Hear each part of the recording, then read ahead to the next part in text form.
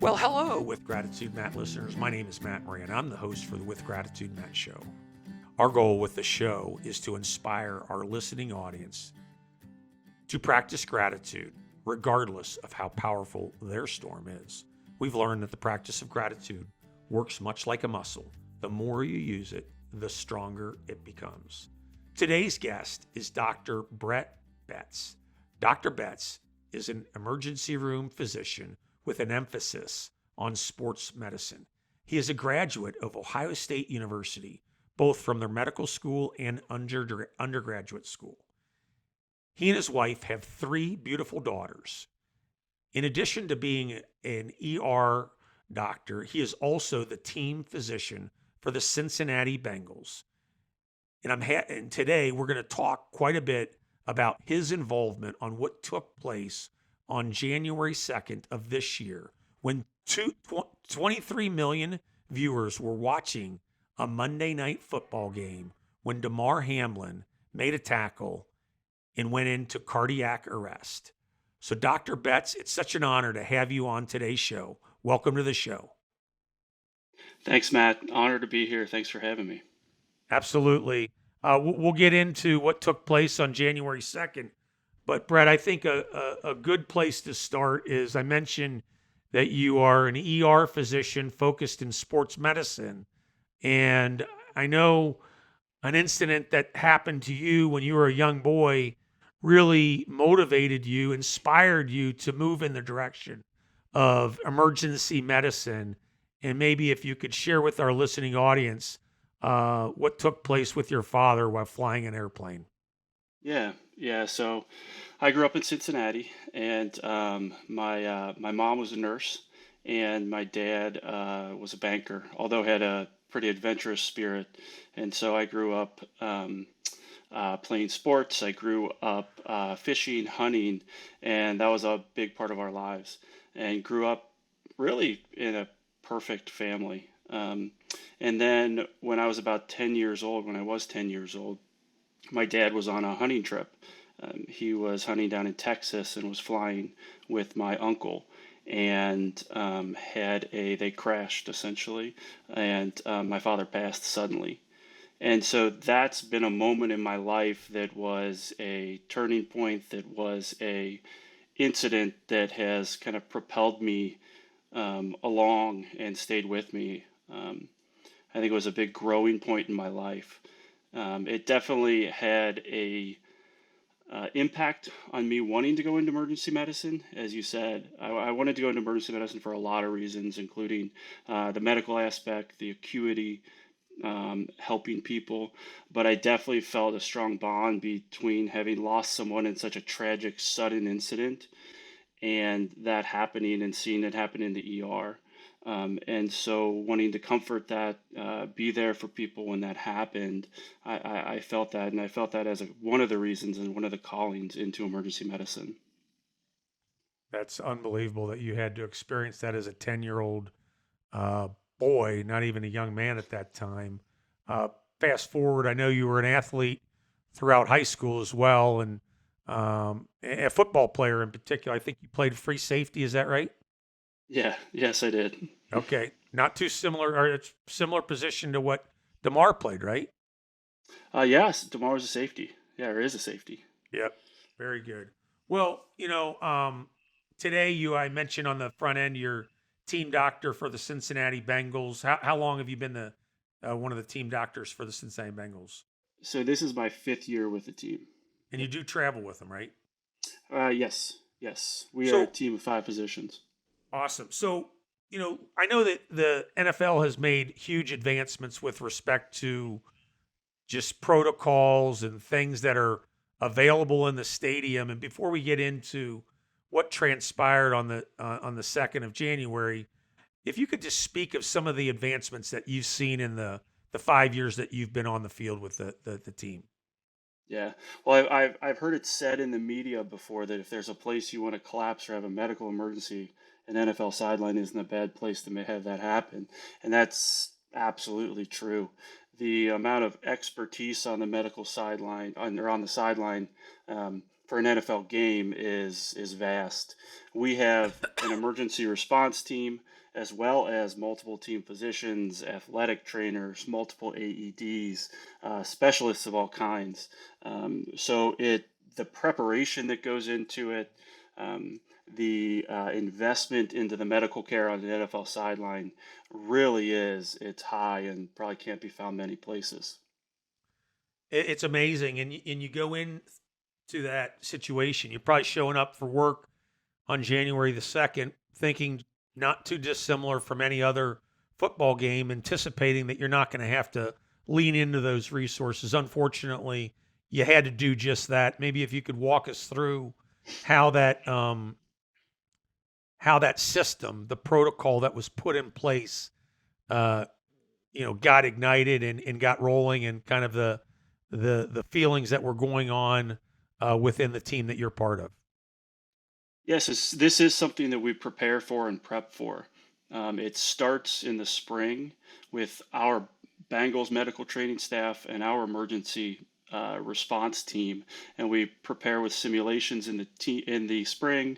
We have multiple meetings, debrief sessions. We have another one in the summer on the field before this happens. And so we do that in order that everyone knows their role, that there's communication. Again, we practice simulations, and all NFL teams do, that were very similar to this experience and this incident. Along with that, there we use a 60-minute meeting for everyone to introduce themselves, go over, and that 60-minute meeting is an hour before the game. That's why it's called the 60-minute meeting.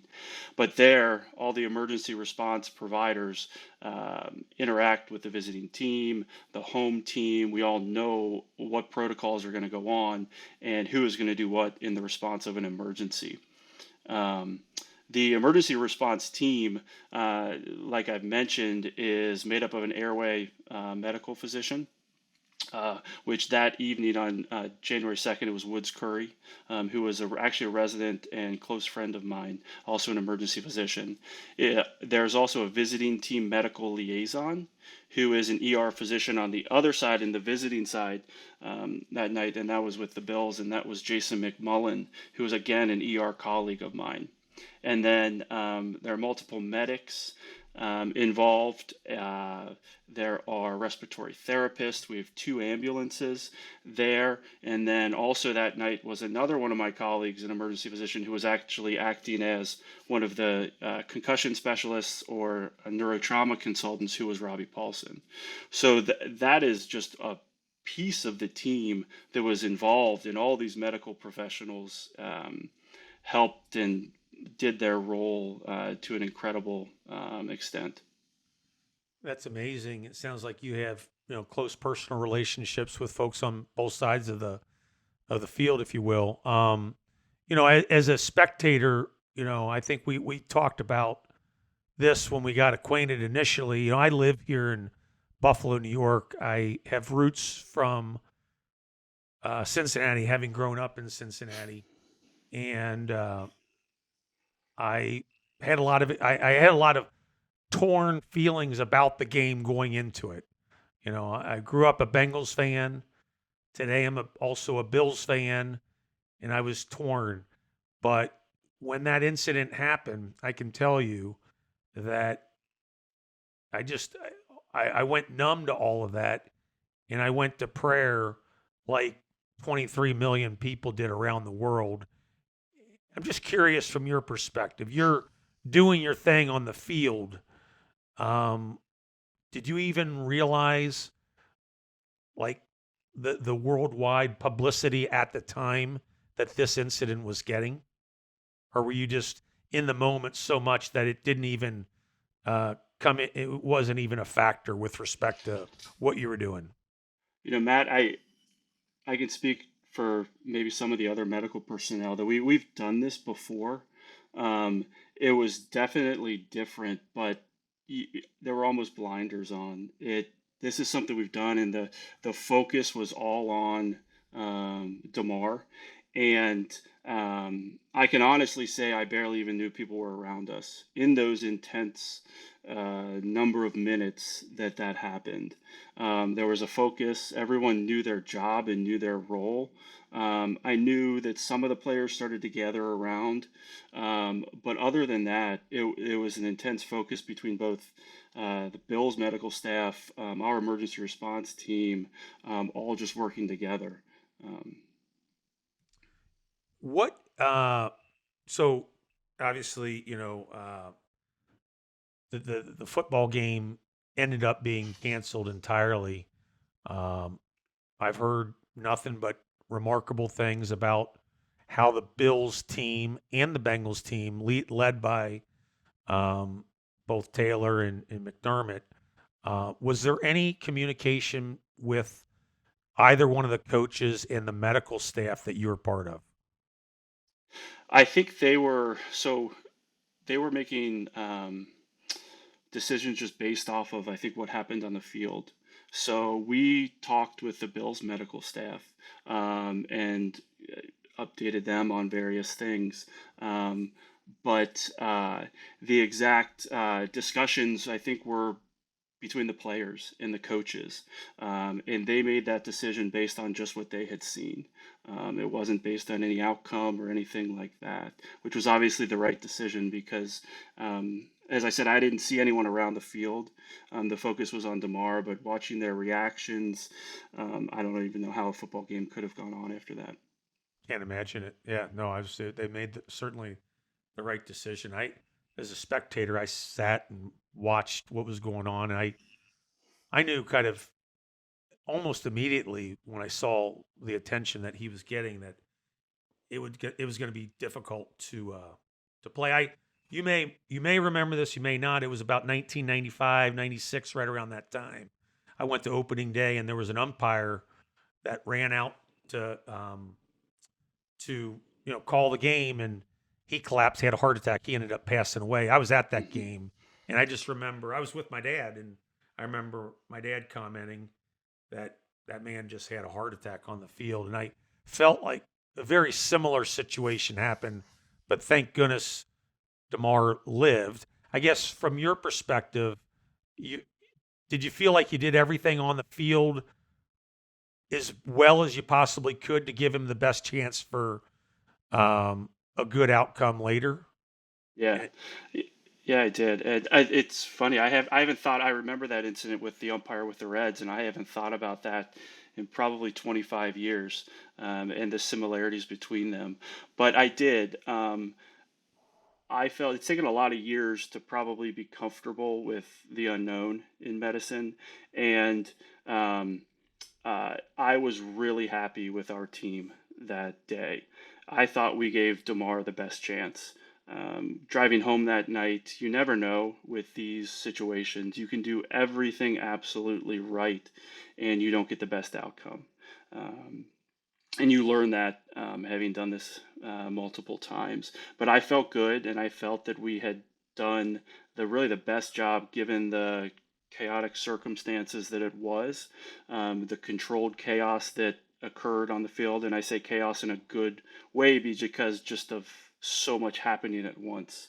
Um, but I was really proud of our team.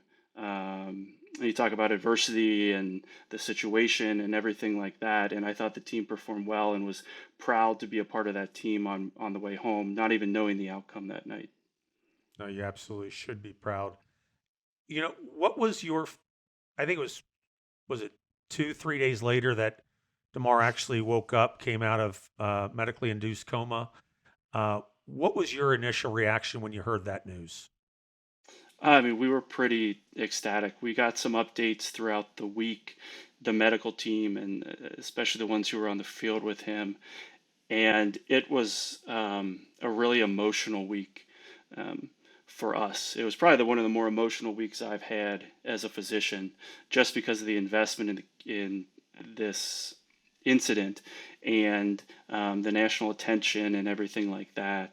So I mean, it was ecstatic. I got to see Damar, when he was actually taken off the breathing tube, or when he was extubated, or that day after it, or sorry, that day of it, and seeing that how well he was doing and seeing him smile and talk was one of the greatest points of my career. And I know a lot of people involved in the case can probably say the same thing. We all, like I said, not knowing exactly the outcome that would occur, we're just ecstatic because it doesn't always happen. You can do everything right, like I said, and it doesn't always happen in these cases. Guy's got an electric smile, doesn't he? He does. He's got an electric personality too. And what a family, what a group of people, and I can't be happier with the outcome for him and his family. Well, I want to talk a little bit about that, though. So we've had guests on that have young kids that have been faced with different adversity in their life, and Damar's not far from being a kid himself. I think he's 23, 24 years old.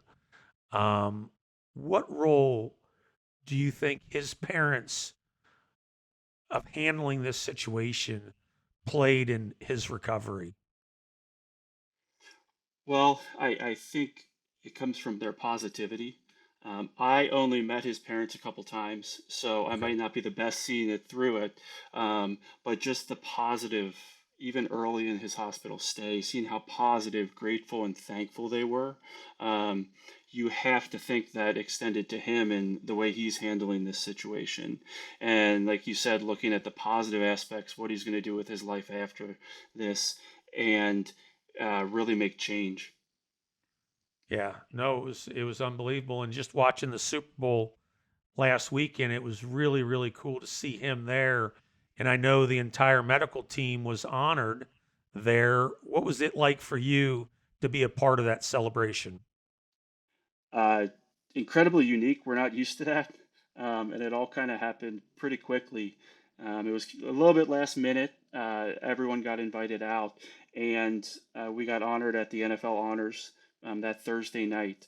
And we didn't know that Damar was going to be there, but we didn't know whether it was going to be just waving. In my mind, I thought we would be going off to commercial, maybe on stage, and just waving goodbye, or not goodbye, but waving to the crowd. Um, but they really made it a special night. And none of us knew that DeMar was going to be there. None of us knew that DeMar was going to make a speech or that they would really pay a tribute to him and his outcome. But it really was something unique and special. And giving him a hug and seeing him there and seeing all the other medical providers, I mean, there were tears in our eyes. This was really a special moment that we'll live with and we'll take back to what we do every day. So, Dr. Betts, I know that part of the team that you worked on was, or worked with, was team trainer for the Buffalo Bills, Denny Killington, who got a lot of national publicity for being the one that actually administered CPR to Damar Hamlin. And I know recently he was awarded the fifth place MVP award in the NFL this year for the work that he did that night. And I don't know if you had the opportunity to congratulate him yet on that honor, or what your thoughts were with respect to him being awarded fifth place as it relates to the MVP award in the NFL. So it's really the whole Bills medical team. I mean, I've never felt closer to another medical staff. Being a Bengals team physician, we we played the Bills a couple weeks later in the playoffs. And like I said, we do this 60-minute meeting before each game, and I've never felt closer to another team than that.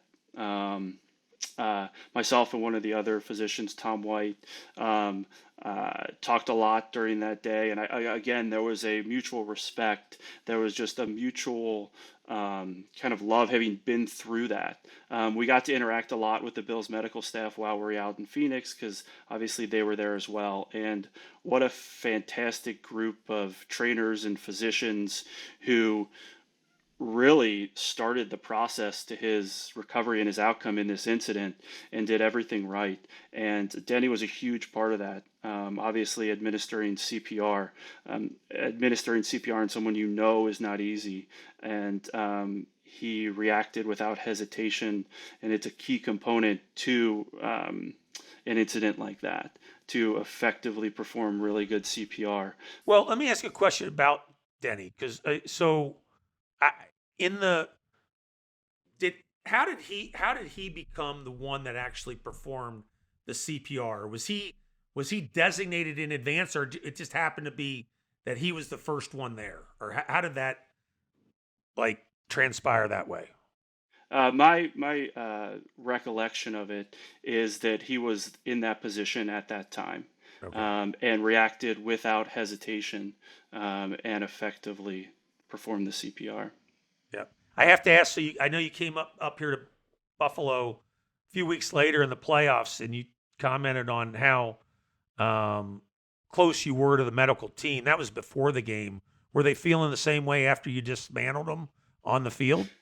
There was. I talked with Tom, and such a mutual respect. I think when you talk about team positions in the NFL and medical staffs in the NFL, while the outcome is important, we want our team to win.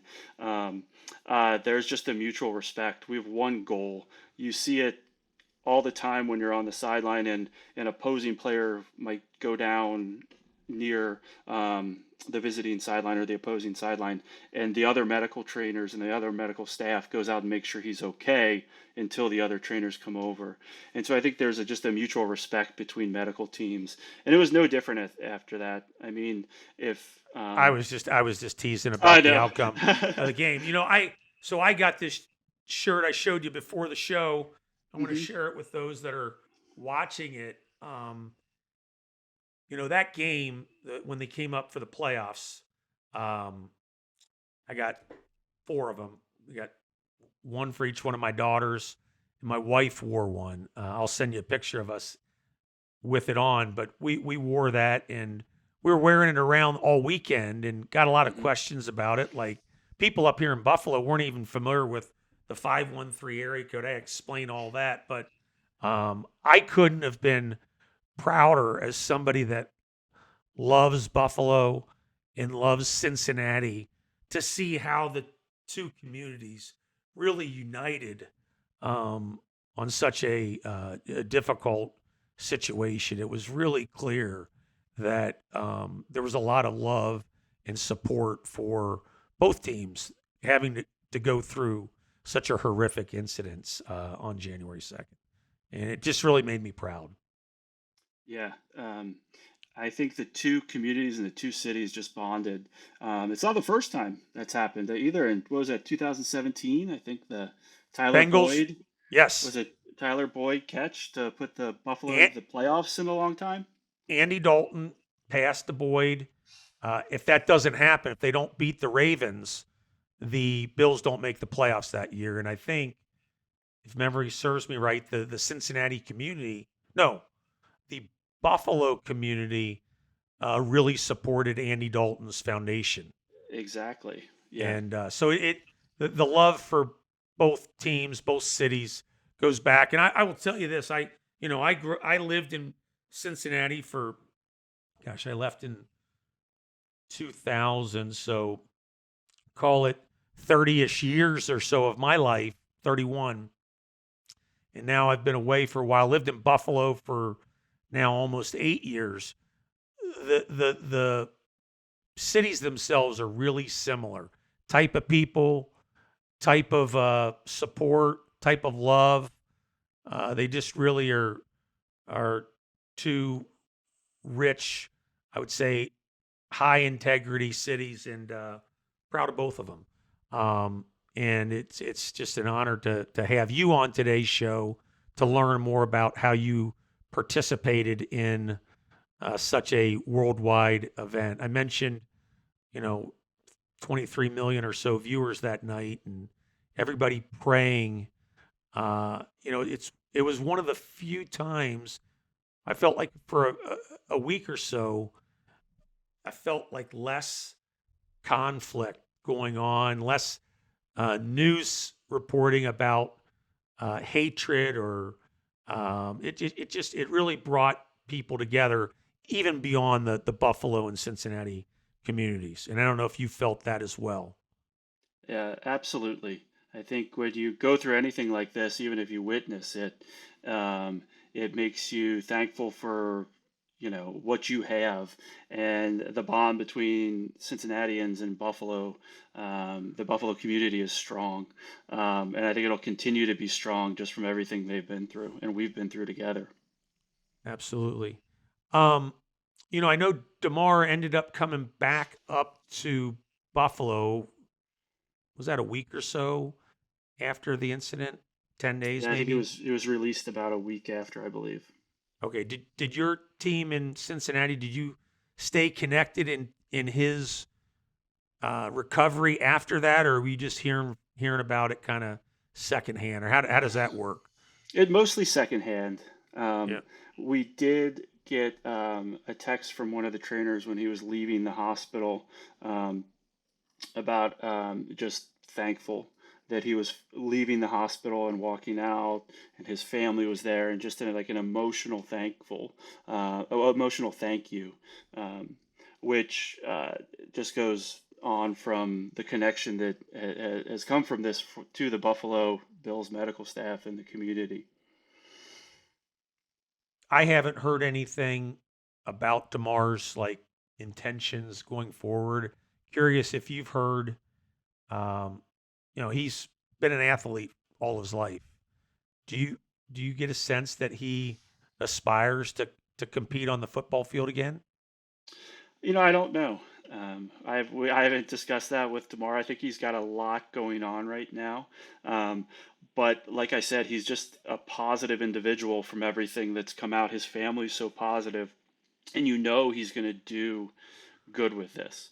I mean, already partnering with the American Heart Association, and um, really promoting CPR training, AED awareness is going to go a long way. He mentioned in his speech at the NFL Honors, a little bit of a new calling. And whether that involves football or not, he's going to have a big calling in life. And I think this incident probably happened to the right person, and for a reason, because he's going to make a lot of impact through the rest Well, of his life. as I watched him on that speech, I mean, I was really blown away by how he not only carried himself, but how articulate he was, really having just had this serious situation just happen 4 weeks ago. And I agree with you. He's going to do big things, whether it's on the field or off the field. I'm excited to see what that really looks like. Uh, Brett, you talked on the front end about your personal situation that you had to deal with your father when you were only 10 years old. I know you now have little girls. How much have you shared with them your involvement in this situation that got worldwide attention? Well, I think they've known about it just because my oldest is 9, so I have a 9-year-old, a 7-year-old, and a 5-year-old, and they've known about it through school and things like that. It was such a national event, almost worldwide event, that I think everybody knew about it, and so they knew I was there that day and knew that when I came home, and so they've known about it, and just from the national news and everything. They must be really proud of your involvement in that, and how you handled yourself along with your teammates as well. And it's you've gone through so much training, and sometimes you probably question, will this ever be tested? And it certainly was on January 2nd, and you just did really, really remarkable work. The show itself is around gratitude, finding the courage to be grateful, regardless of how powerful your storm is. And, you know, just in listening to Mar's family, Damar himself, exceedingly grateful for everything.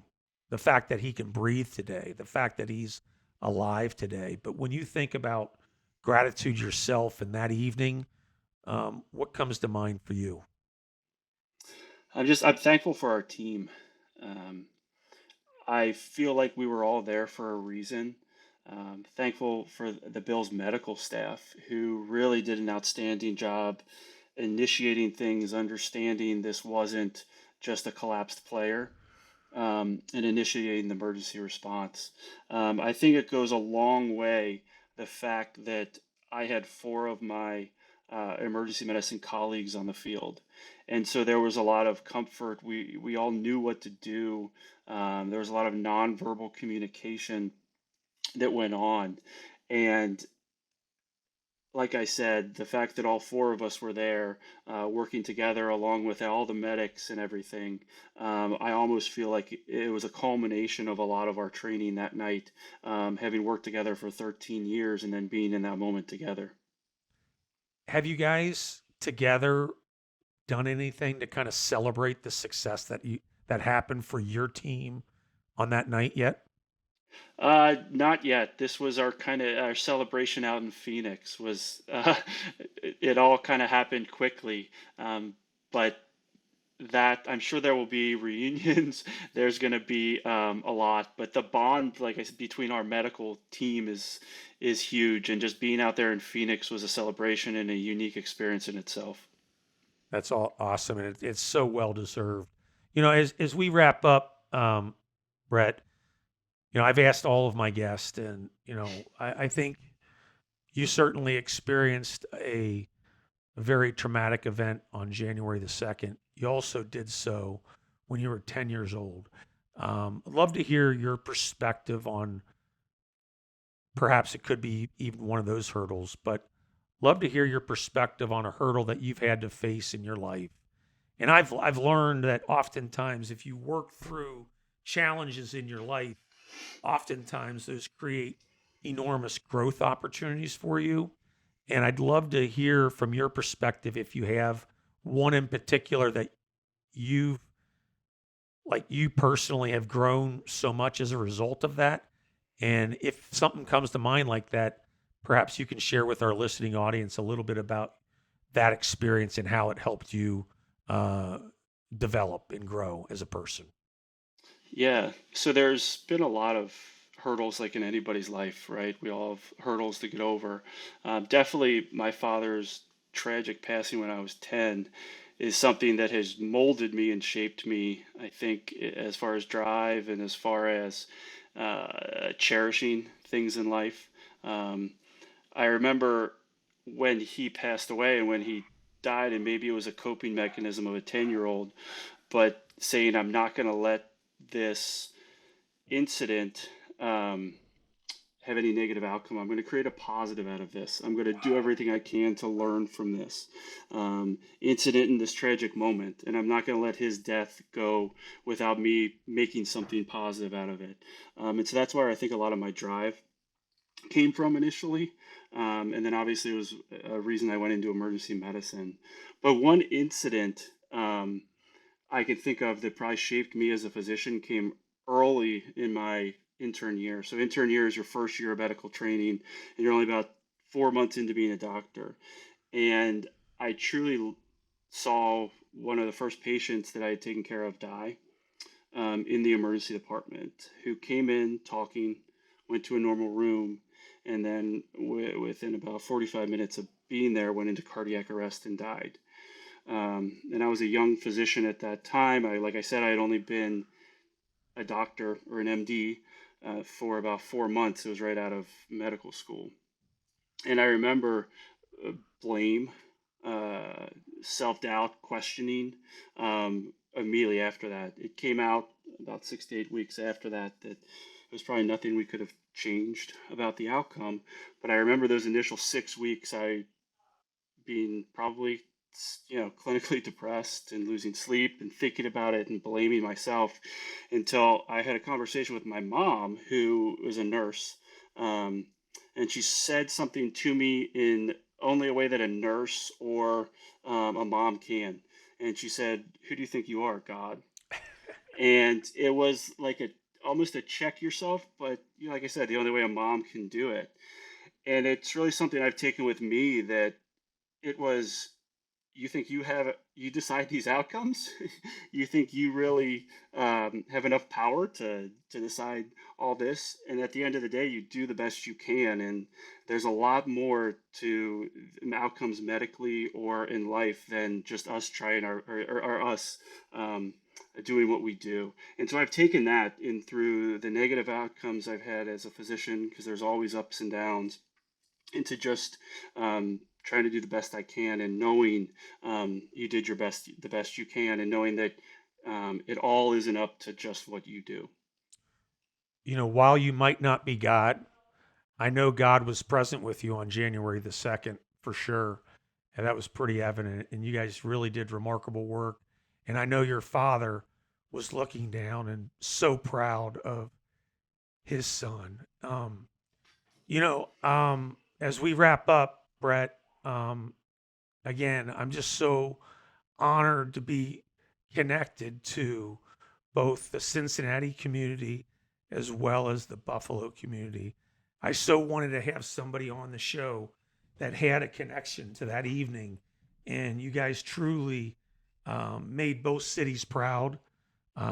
We're so happy to see Damar's progress continue in a positive fashion, and like you said, we're just so excited to see what the future holds for that young man, and I know it's really bright. Bret, keep doing what you're doing. You're saving lives every single day, and you should be proud of that. I like to think about three things each and every day as I face the hurdles that I face. The first of which is find the courage to be grateful, regardless of how powerful your storm is. Secondly, pay attention to being present to those you're with. You'd be amazed at the gifts that are right in front of you. And lastly, pay attention to how you're feeding your mind, your body, and your soul. Today's guest was Dr. Bret Betz, team physician for the Cincinnati Bengals. If today's show inspired you in some way, shape, or form, subscribe to the show, comment on it, and share it with others. Until next time, with gratitude, Matt listeners, find the courage to be grateful. Godspeed, my friends.